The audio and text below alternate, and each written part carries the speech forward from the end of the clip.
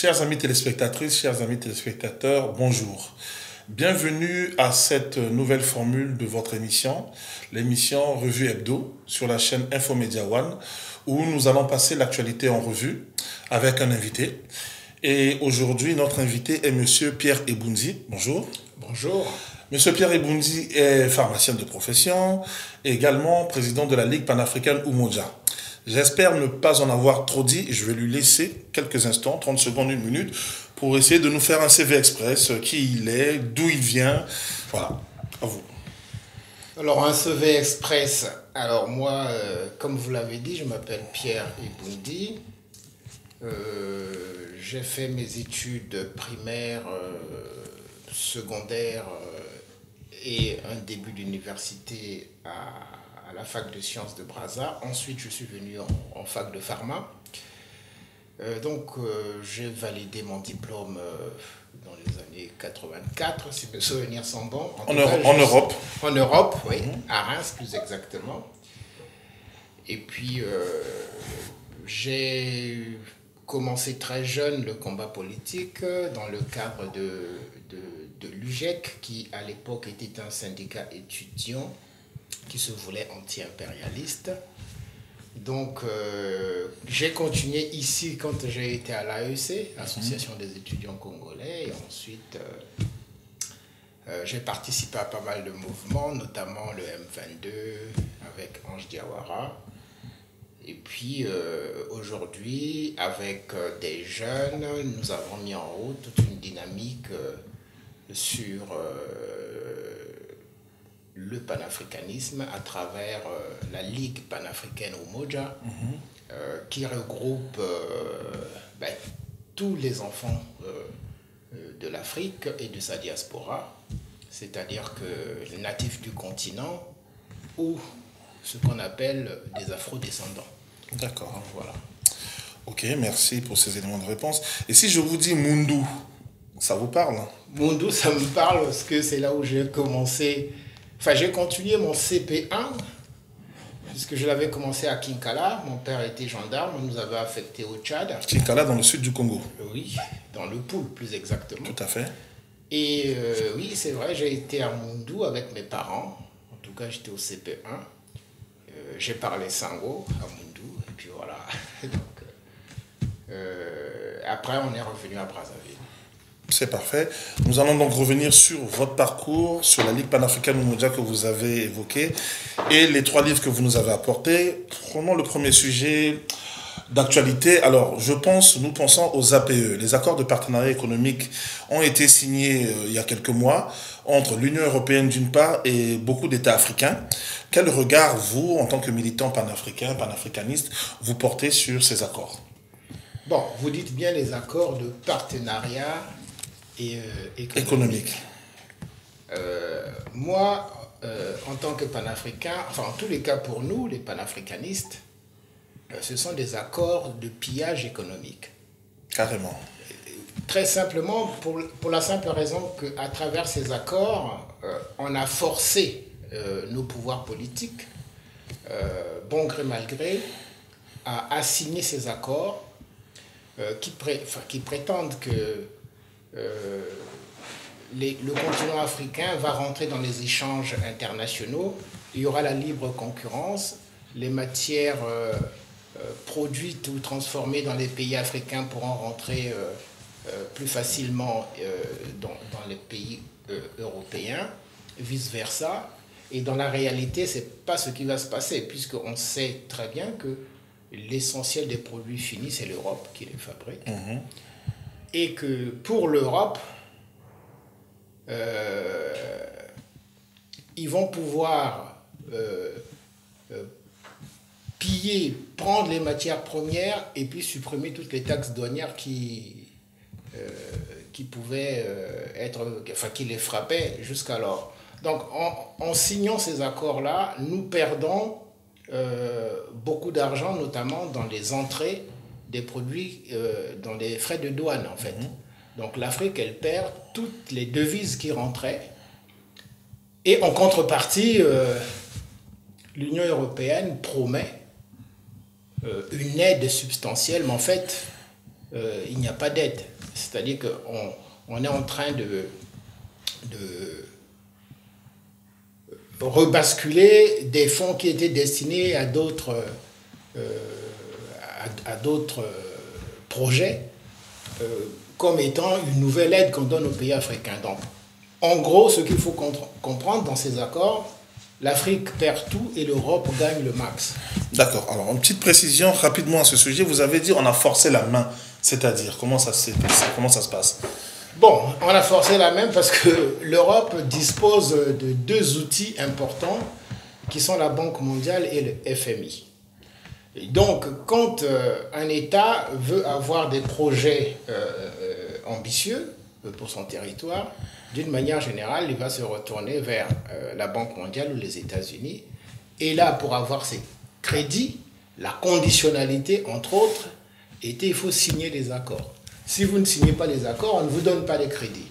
Et donc, par ce petit biais, vous verrez bien que les négociations ont commencé depuis les années 2000. Tout à fait. Et qui aboutissent en 2014. Il y a eu quand même la résistance des pays africains. Il faut souligner. Voilà. Donc, progressivement, par petits paquets ou par État individuellement, on a pris soit par des groupes de pays ou par État. Le Cameroun, par exemple, a signé tout seul. Tout à fait. Donc, ça montre bien que l'Europe, à travers la France et l'Allemagne notamment, qui ont fait pression sur les pays africains, qui ont signé un accord qui au final, n'était pas bon. Il n'est pas bon pour le continent.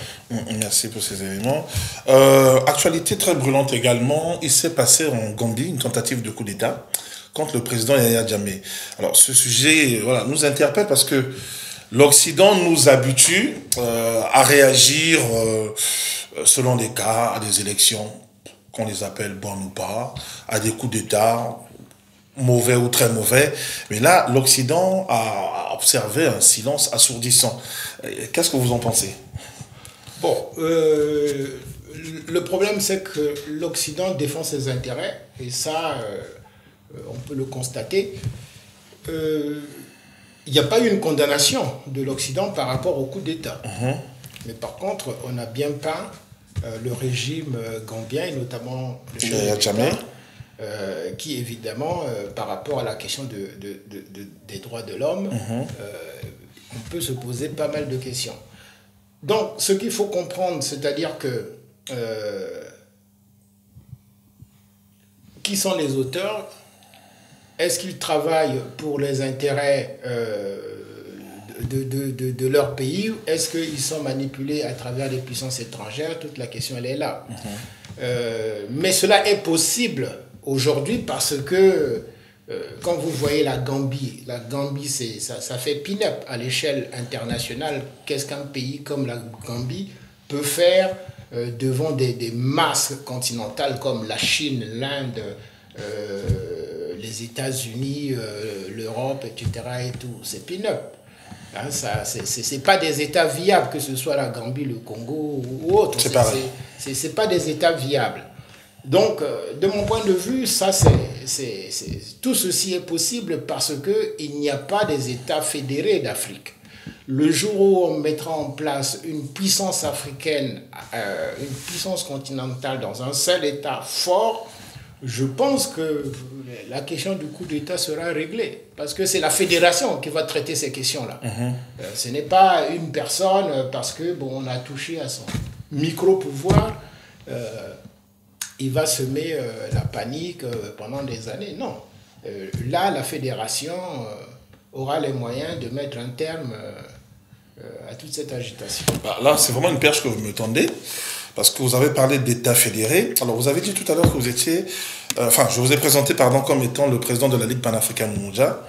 Et en 2011, cette organisation a sorti un livre-programme, voilà. Donc, la vision de la Ligue panafricaine du Congo Umoja, parce que c'était le nom de l'époque, pour la petite histoire, et ses contributions au débat public. Avant de revenir sur les buts et objectifs de cette organisation, nous avons sélectionné quelque chose qui va dans le sens de ce que vous dites.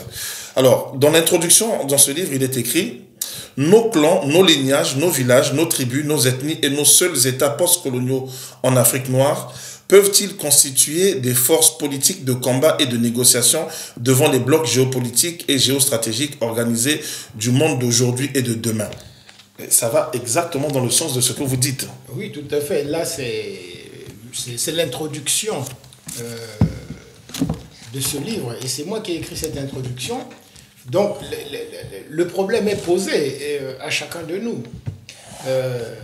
Il est évident que si l'Afrique reste dans le cadre des États berlinois, c'est-à-dire qui descendent de la conférence de 85, de la division, du partage du continent par les puissances occidentales, si nous restons dans ces micro-États, il est évident que nous serons des esclaves à perpète.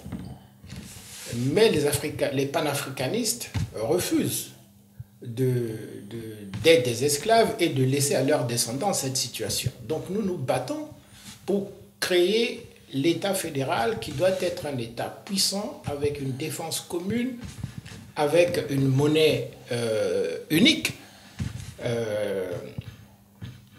pour faire en sorte que nous soyons à même de prendre par nous-mêmes les destinées du continent. Parce qu'aujourd'hui, tout se décide ailleurs. Nous subissons ce que les autres veulent. Donc, on revient, tout à l'heure on a parlé de la Gambie, mais c'est vrai pour... Est-ce que vous trouvez aujourd'hui qu'une armée africaine peut défendre ses frontières? Quelques personnes peuvent prendre des 4x4 armés, ils peuvent aller jusqu'à n'importe quelle capitale africaine. Donc, il y a un véritable problème sur la sécurité qui se pose. Mais c'est lié aussi à notre faiblesse en termes d'organisation économique, en termes d'organisation politique. Parce que si nous n'allons pas vers un État fédéral, avec toutes les richesses que nous avons, donc la capacité d'avoir des outils de défense dignes de ce nom pour le 21e siècle, ça ne marchera pas. Alors, nous y reviendrons. Faisons un petit tour au Burkina Faso. Il y a quelques semaines, le président Blaise Compaoré a été balayé par la rue. Je dis bien le président parce qu'il y a un régime qui continue. Là aussi, le militant panafricaniste que vous êtes est interpellé. Quel regard il porte là-dessus? En tout cas, au Burkina, c'est une satisfaction un peu contrariée. Voilà. Le Burkina, en tout cas pour la jeunesse africaine, c'est un exemple superbe. Superbe parce que par la volonté, lorsque on s'unit, on voit les intérêts du pays, on est capable de faire changer les choses. Et ça, personnellement, quand je discute avec les jeunes, je leur dis toujours, c'est vous. La solution dépend de vous. S'ils se mettent ensemble en mouvement, s'ils n'écoutent pas les sirènes de l'égoïsme individuel, les sirènes des tribalistes qui veulent les diviser, c'est sûr qu'ils pourront faire avancer la démocratie à une vitesse grand V sur le continent. Le Burkina, c'est un exemple. Malheureusement, au final, lorsqu'on voit au final lesquels détiennent le réel pouvoir, c'est les anciens du régime, les anciens potes de Compaoré. Voilà pourquoi j'ai dit le président est tombé, mais le système... Le président est tombé, le régime n'est pas tombé. En tout cas, mais il y a quand même des acquis au Burkina. Il y a une société civile qui est forte, une jeunesse qui est organisée, qui continue à se battre, qui est très politisée, ce qui manque un peu dans certains pays où il n'y a pas toute cette conscientisation. Mais elle est en train de se faire. Elle est en train de se faire. Moi, je pense quand même que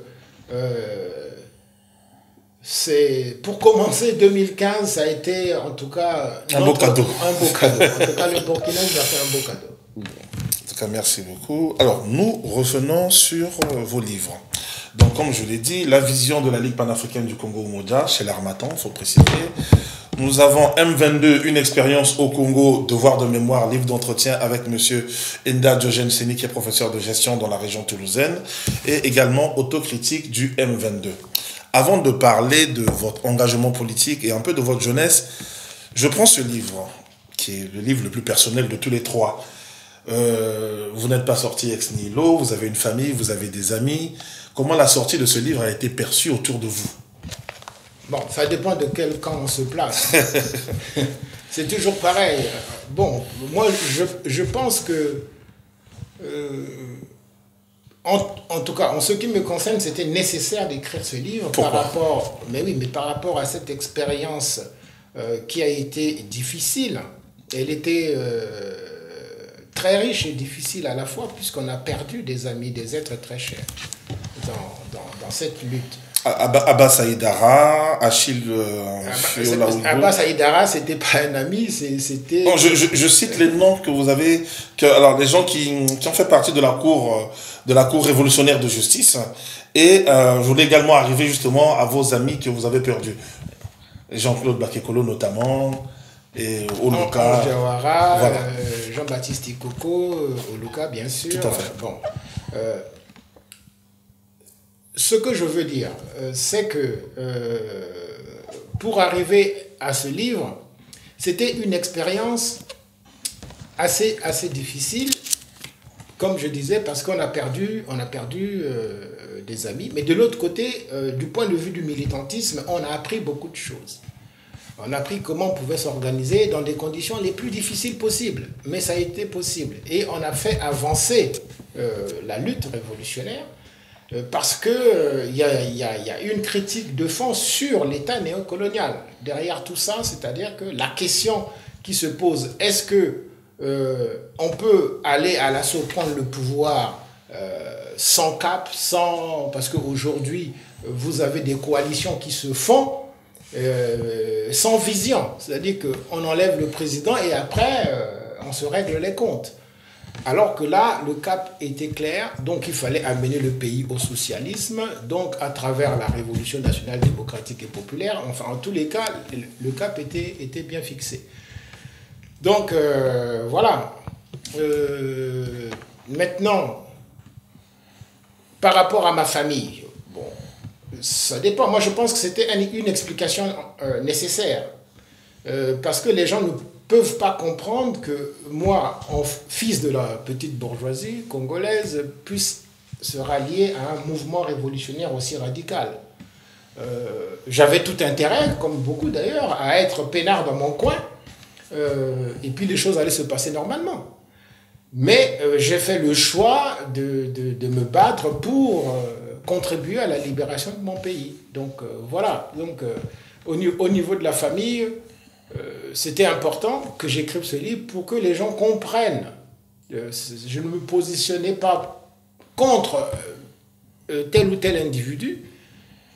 Il y avait des aînés qui nous avaient prêché la révolution et nous, jeunes, à cette époque-là, on trouvait que ce qu'ils disaient et ce qu'ils faisaient, il y avait un divorce. Donc voilà. Ok. Et toujours par rapport à ce livre, on a parlé de la famille et vos camarades qui étaient avec vous au M22, certains sont encore de ce monde. Oui. Quelle réception ils ont faite à ce livre? Bon, moi je pense qu'il faut leur poser la question directement. Moi je pense qu'en tout cas certains ont bien pris la chose, d'autres peut-être moins bien parce qu'ils auraient souhaité que ça reste des souvenirs enfouis. Mais moi je pense que pour l'histoire, pour les générations futures, il ne faut pas laisser l'histoire s'écrire par les seuls points de vue des vainqueurs. Nous avons été défaits. Je pense qu'il fallait apporter son témoignage, d'autant plus qu'il est, du point de vue de la pratique militante, il y a des choses très très enrichissantes. Donc nous rappelons pour nos téléspectateurs, M22, une expérience au Congo, devoir de mémoire. C'est un livre qui est paru dans la collection Sambela chez Kina Communication, où M. Pierre Eboundi, en compagnie de M. Diogène Ndaseni, revient sur son expérience personnelle au sein du M22, mouvement révolutionnaire des années 70 au Congo. Et il y a une postface de votre ami Bernard Boissé, qui nous a quittés récemment. Ouais, tout à fait. Voilà, donc il y a ce livre. Autre livre sur lequel j'aimerais que nous revenions, c'est l'autocritique du M22. De quoi il s'agit dans ce livre? L'autocritique du M22, c'est le texte intégral. Ici, il y a le texte intégral du document qui, à l'époque, a été le pôle unificateur qui a, après l'échec du coup d'État du 22 février, qui a rassemblé, disons, les progressistes et les révolutionnaires de l'époque pour soutenir le foyer révolutionnaire créé par Ange Diawara. Donc là, il y a le texte original. À l'époque, c'était sous forme de tract. Là, l'Harmattan l'a sorti. Mais en tous les cas, c'est le texte intégral hein, qui est là, donc à la virgule près. Et donc, c'est un texte d'un point de vue historique dans la lutte politique au Congo qui est important parce que c'est lui qui a permis à ce que le mouvement révolutionnaire appelé M22 qui existe, quoi. Aujourd'hui, l'organisation n'existe plus, il ne reste plus que les idées. En tous les cas, il y a une critique aussi de leurs propres pratiques au sein des structures de l'État néocolonial. C'est intéressant, puisque nous restons encore une néocolonie, c'est peut-être intéressant pour ceux qui font de la politique de pouvoir aussi lire ce que ceux qui ont été au pouvoir peuvent dire de ce qu'est le pouvoir. D'accord, merci beaucoup. Revenons à l'actualité. Il s'est tenu il y a quelques semaines, un sommet à Dakar, appelé sommet de l'OIF, Organisation internationale de la francophonie. Voilà, bon, grosso modo, le continent africain a présenté des candidats pour succéder à Abdou Diouf. Visiblement, ces candidats n'ont pas été de l'humeur de M. François Hollande, qui de son côté a décidé de soutenir la candidate canadienne. Qu'est-ce que vous, militants panafricanistes, vous pensez de ce genre de sommet? On parle de francophonie. Et deuxièmement, est-ce que vous aurez un commentaire à faire sur, entre griffes, ce que nous pourrons appeler les échecs des candidats du continent? Parce que l'Afrique a présenté 3 candidats à peu près qui ont tous été balayés. Bon, sur la question de la francophonie, moi je pense que la France, elle a raison de se battre pour faire que la langue française continue à rayonner à travers ses anciennes colonies et autres. Le seul problème, c'est que nous, les Africains, nous n'avons pas encore réussi à organiser des sommets pour faire que une langue africaine soit parlée déjà dans tout le continent. Il se serait plus intéressant pour nous de voir que les Africains, en tout cas en ce qui nous concerne, nous, à la Ligue panafricaine Umoja, nous avons fait le choix du Swahili. Donc, il faudrait qu'on fasse tous des efforts à apprendre le Swahili de telle sorte que ce soit la langue administrative de l'État fédéral. Il y a les langues africaines, dans quelques rares pays encore, sont enseignées, mais sinon, dans l'essentiel, en tout cas dans l'Afrique francophone, ne sont pas enseignées. On ne parle que français. Moi, je pense quand même que nous nous trompons par rapport à nos intérêts culturels, par rapport à nos intérêts identitaires. Nous, Africains, la bataille de chiffonnier qu'il y a eu entre des leaders africains pour être à la tête de l'OIF, moi, ça me fait sourire. Ça me fait sourire. Ce qui me fait le plus sourire encore, c'est que pour certains, ils étaient des grands révolutionnaires hier qui nous ont appris la lutte anti-impérialiste, etc. Et se voir se bagarrer pour être à la tête de l'OIF. Moi, ça me fait sourire, quoi, parce que aujourd'hui, il faut être afrocentré. Il faut se battre pour les intérêts du continent. Et il ne faut pas se battre pour les intérêts de l'ancienne puissance coloniale. Donc, il y a quelque chose qui ne va pas. Merci beaucoup, M. Pierre Eboundi. Dernier sujet d'actualité avant de revenir sur votre parcours, la RCA. Alors, pourquoi la RCA? Depuis, on va dire, peut-être 1993, ce pays part de soubresaut en soubresaut. Il y a des crises par-ci, des crises par-là, des guerres. Et visiblement, le bout du tunnel, il est loin, mais loin, loin, loin, loin. Alors là aussi, le militant panafricaniste ne peut être qu'interpellé. Qu'est-ce qui se passe? Qu'est-ce que vous comprenez là-dedans? Qu'est-ce que vous préconisez? Voilà. Bon, dans le cas de la RCA, moi je pense qu'il y a quand même une responsabilité des intellectuels, notamment centrafricains, parce que s'ils avaient pris à bras le corps le positionnement panafricanisme de Barthélemy Boganda, la RCA ne serait pas ce qu'elle est. Bon, ce qui est sûr, c'est que depuis les indépendances, pour diriger la Centrafrique, c'est l'ancienne puissance coloniale qui décide, jusqu'aujourd'hui. Je ne vois pas des leaders centrafricains qui n'ont pas été appuyé par Paris. Et jusqu'à Catherine Samba Panza. Actuellement au pouvoir. Actuellement au pouvoir. Bon, c'est ça le drame de nos pays. En fait, ce ne sont pas les peuples qui décident, ce sont les puissances étrangères et notamment surtout l'ancienne puissance coloniale qui décident. L'OIF, c'est pareil. On y revient. Hein? Donc, l'organisation peut être internationale, c'est toujours l'Occident qui décide pour les Africains. Et ça, il faudrait peut-être que la rupture arrive. Et je pense qu'elle va arriver avec la montée de toute cette conscientisation de notre jeunesse. Espérons, comme vous dites, enfin, vous dites, je pense, moi je dis espérons. Donc voilà, Monsieur Pierre Eboundi, nous revenons sur votre parcours politique. Pourquoi avoir créé la Ligue panafricaine du Congo Umoja à l'époque, qui est devenue Ligue panafricaine Umoja, sachant que l'offre politique, voilà, elle est abondante hein, sur le continent et dans la diaspora. L'offre politique est certes abondante, mais le positionnement, ce qui compte, enfin, c'est-à-dire que pour nous, nous n'avons pas trouvé sur le terrain des organisations qui, de manière très claire, militent, travaillent pour amener les peuples vers l'État fédéral. Nous, notre positionnement, il est clair. C'est-à-dire que nous nous battons pour qu'il y ait un État fédéral panafricain. C'est très clair. Donc, le cap, il est là. Donc, quand les jeunes viennent, on va travailler. Ça sera progressif, mais ça va y arriver.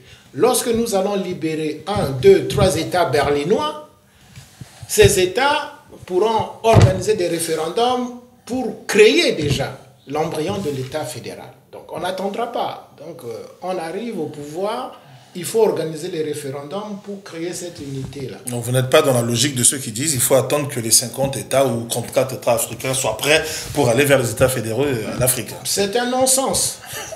C'est-à-dire qu'aujourd'hui, les États-Unis, ils sont 52, je crois. À peu près. À peu près. Bon, ils ont commencé 13, 12 ou 13. Donc, ils ont commencé. Donc, pendant qu'eux, ils créaient l'État fédéral, ils continuaient à développer les États fédérés. Donc, quand nous disons qu'il faut un État fédéral panafricain, ça veut dire que les États-nations actuels, on continue à les développer. On n'arrête pas. On n'arrête pas. Bien sûr, on fait tout, on fait les deux au même moment. Au moment où on construit la fédération, on continue à développer les États qui existent. Ce que vous dites est très intéressant, présenté ainsi, mais comment faire comprendre à quelqu'un qui est au bord de l'océan Atlantique, où il y a du pétrole en abondance, que voilà, demain, il faudra se retrouver dans un État intégré avec son frère du Sahel, où quand il tombe une goutte d'eau, c'est la fête. Comment leur faire comprendre ce message ? Bon, moi, je pense que c'est pour ça que la Ligue panafricaine Umoja est une seule organisation avec une implantation locale. Quand vous dites locale, c'est-à-dire ? C'est-à-dire territoriale. Sur le continent africain. Sur le continent africain et dans sa diaspora. C'est-à-dire que nous considérons que l'Afrique politique telle que nous la voyons, c'est non seulement les États continentaux, mais il y a tous les pays nègres, Jamaïque, Haïti, Guadeloupe, Martinique, etc. Tous ces pays ont vocation à être dans l'État fédéral panafricain. Donc c'est très important. Ça paraît comme un rêve, mais c'est un rêve possible. Ce que je peux dire aux jeunes, c'est un rêve possible. Ce que vous dites, encore une fois, c'est très intéressant, mais je pense notamment, par exemple, à une structure comme Bundu Dia Congo en RDC. Au Congo, il y en a qui proposent la création de l'État du Sud, du Congo. Au Cameroun, il y a des sécessionnistes depuis longtemps, des anglophones, depuis peut-être plus de 20 ou 30 ans. Voilà, eux, ils proposent encore de saucissonner le continent plus qu'il n'a été saucissonné. Bon, mais prenons déjà le Congo actuel, tel qu'il est déjà saucissonné. Qu'est-ce qu'il peut peser devant la Chine? Je ne sais pas, peut-être... Qu'est-ce qu'il peut peser devant la Russie? Est-ce qu'il peut peser devant l'Union européenne? Devant les États-Unis d'Amérique? Non, c'est-à-dire qu'il ne faut pas rêver aussi. Il nous faut avoir des États viables. Ça passe déjà par la défense de nos propres intérêts et l'unité de toutes les forces progressistes et panafricanistes. Le message est clair. En 1972, au moment du M22, vous aviez à peu près 21 ans. Quel message aujourd'hui vous pourriez adresser à un jeune de 21 ans, un jeune africain, qu'il soit de la Guadeloupe, de la Martinique ou de la Gambie?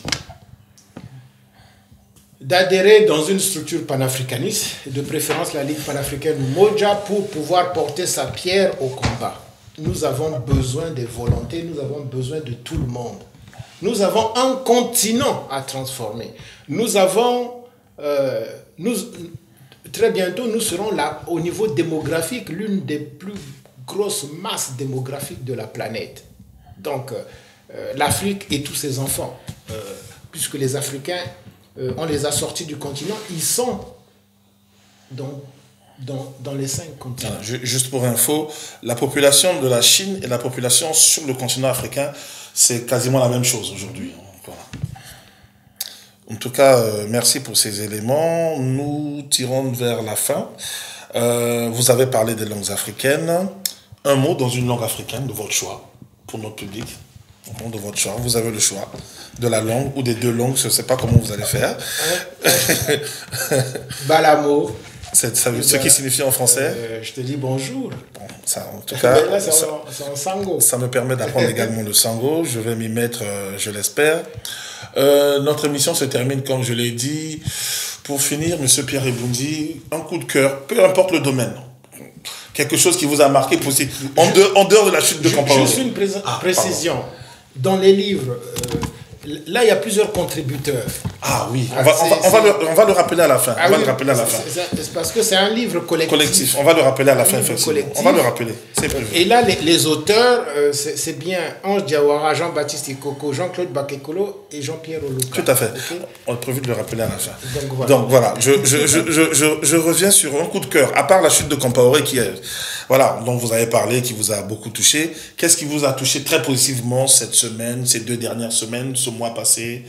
Positivement. Peu importe le domaine. Ça peut être un tableau que vous avez vu, une information à écouter ce matin à la radio, je ne sais pas, un coup de cœur. Alors là, c'est...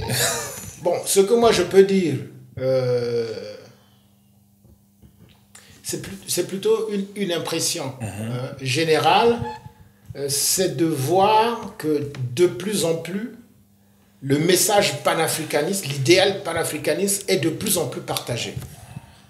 Et ça, je le vois, même pas mal de réacs aujourd'hui se réclament du panafricanisme. Ah, bon, c'est une vraie révolution. Maintenant, la ligne de frontière par rapport à eux, en tout cas pour ceux qui sont dans l'Afrique francophone, c'est est-ce qu'aujourd'hui, ils acceptent d'aller avec nous pour créer une monnaie unique, qu'on sorte du franc CFA, première ligne de démarcation. Est-ce qu'ils acceptent d'arrêter toutes les bases militaires de toutes les puissances qui viennent s'installer sur le continent? Il faut quand même dire au monde qu'il n'y a aucun État africain qui a une base militaire sur un autre continent. Donc nous sommes les seuls à accepter ce genre de choses, mais nous ne le faisons pas ailleurs. Bon. Donc, ça c'est important quand même. Hein? Donc, nous travaillons pour qu'il n'y ait plus de base militaire. Clairement, 0 base militaire. 0 base, il n'y aura que l'armée panafricaine. Le message est clair, net et précis. Voilà, donc comme nous avons commencé par vous présenter les livres, nous allons revenir prendre une petite minute ou 2 là-dessus. Pierre Eboundi, le M22, une expérience au Congo, devoir de mémoire, entretien avec Enda Diogène Seni, qui est professeur de gestion dans la région toulousaine, dans le sud-ouest de la France. Et la postface est signée de M. Bernard Boisset, compagnon de route de M. Pierre Eboundi, qui à une certaine époque était professeur de philosophie au Congo, qui avait rejoint le mouvement du M22, qui a subi le procès en leur compagnie, qui a été, je ne sais pas s'il faut dire exfiltré ou expulsé du Congo, voilà, pendant que les autres étaient en train de courir en prison, dont M. Pierre Eboundi, d'autres étaient exécutés. M. Boisset est rentré et il nous a quittés il y a quelques mois dans la région rémoise, je crois. Verdun. De Verdun, voilà, pour être précis. Voilà, collection Sambela, c'est qu'il y a communication. Autre livre, alors, autocritique du M22, livre très passionnant parce que les organisations politiques n'écrivent pas en général chez nous. Il y a un individu ou 2 qui peuvent raconter leur vie, des pans de leur vie. Mais là, ce sont des amis, ce sont des camarades qui se sont assis pour dire, nous avons tenté quelque chose. Nous avons échoué, nous avons perdu militairement le combat, mais nous avons beaucoup appris. Et nous avons donc Ange Diawara, lieutenant, qui est né en 1942, qui est mort dans les années 70 également. Nous avons Jean-Baptiste Ikoko, qui lui était sous-lieutenant, qui a séjourné aux États-Unis, qui était enseignant, prof d'anglais, qui va être exécuté également dans les mêmes conditions. Monsieur Jean-Pierre Oluka, qui était sergent-chef, également compagnon de route, né en 47, qui a intégré l'armée voilà, en 1964, alors qu'il n'a que 17 ans. Alors, il est exécuté en 1973. Et Jean-Claude Bakekolo, sergent, c'était le plus jeune de la bande. Il aurait 66 ans aujourd'hui. Lui aussi, il a fait partie du groupe. Donc, ils ont écrit leur autocritique. Ça coûte 12 €. Alors celui-ci, il coûte 22 €. Voilà, vous voyez les livres. Achetez les livres, ça vous permettra d'avoir un autre regard au-delà de ce qu'on vous dit dans la rue Bakongo au Congo, au-delà de ce qu'on vous dit à Bonapriso du côté du Cameroun, au-delà de ce qu'on peut vous dire au marché de Sandaga du côté de Dakar. Je ne cite que ces trois-là, il y a beaucoup d'États. Dans d'autres émissions, on citera tout le monde, ne vous en faites pas. Alors, il y a également la vision de la Ligue panafricaine du Congo-Umoja, contribution au débat public, livre sorti en 2011 aux éditions L'Harmattan. Là également, c'est L'Harmattan. Et parmi les contributeurs, donc, il y a Monsieur Pierre Eboundi, il y a Monsieur Jean-Paul Ebenga, ami d'enfance de Monsieur Pierre Eboundi, il y a Monsieur Shemsou Sek Mangwani, membre de la Ligue panafricaine Umoja. Il y a Monsieur Enda Diogène Seni, que nous avons déjà cité dans son premier ouvrage, qui est également membre de la Ligue panafricaine Umoja, qui est notamment le secrétaire général. Il y a Mademoiselle Marlette Kisamansona, membre de la Ligue panafricaine Umoja, qui après les études de chimie en France est rentrée sur le continent. Les panafricanistes sont partout, ils ne sont pas que en Occident, contrairement à certaines idées reçues. Alors, que je n'oublie personne, sinon je vais me faire taper sur les doigts. Voilà. Nous avons Anissé Kwanda, membre fondateur également de la Ligue panafricaine Umoja, qui vit en Angleterre de son côté. Ted Mouyabi, membre de la Ligue panafricaine Umoja aussi, qui est en Angleterre. Nous avons Klapopo, qui lui est basé dans le sud de la France, originaire du territoire de la Côte d'Ivoire. Voilà, on a cité un nouveau pays, qui est également contributeur. Ce Ismaël So, qui était membre de la Ligue panafricaine Umoja, originaire également du territoire de la Côte d'Ivoire, et également votre serviteur, qui est également membre de la Ligue panafricaine Umoja. Merci pour votre attention. Nous allons nous retrouver très rapidement pour un deuxième numéro de cette nouvelle formule de revue hebdo sur la chaîne Infomedia One. En tout cas, merci pour votre attention. Et je tiens à saluer pour cette première tous ceux qui sur Facebook ont réagi très favorablement à l'annonce de cette émission. Ça m'a particulièrement touché. Sincèrement, j'ai été très ému de voir vos réactions. Et j'espère que cette émission sera à la hauteur de ce que vous attendez. Si ce n'est plus, sinon, voilà, soyez un peu indulgents. On apprend le métier et voilà, à vous revoir très bientôt sur Infomedia One. Monsieur Pierre Eboundi, merci beaucoup pour votre présence. Merci.